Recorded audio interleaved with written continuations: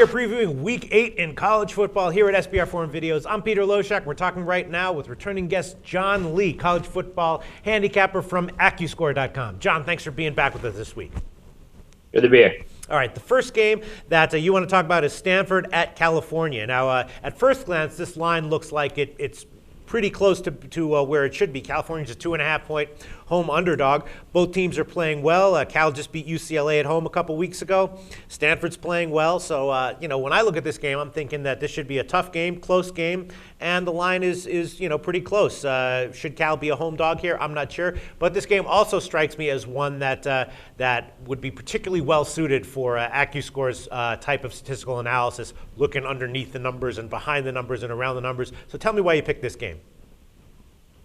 Well, on the face of it, I think if you look at the Cal's won 2 games in a row, you would think that this line would be kind of fair. But I think Cal is actually being overvalued. Mm-hmm. Last week they beat Washington State, which is one of the worst BCS teams out there. And against UCLA, they've beaten UCLA every year since at home since 1998.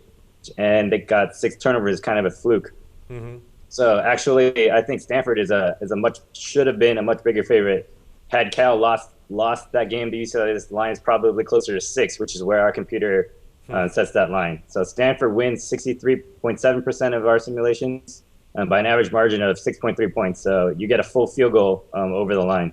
No, that does make sense to me. Do you think that there's a significant home advantage here, or do you think the home edge is not as big as some might think? The home edge isn't very big. Obviously, this game is just on the other side of the bay. It was a rivalry game. Both teams are used to playing at each other's home sites. Really, both offenses have their problems, but Stanford can mitigate that more with their great offensive line. Cal's defense is very poor, ranks in the bottom half in the Pac-12 in almost every single defensive category.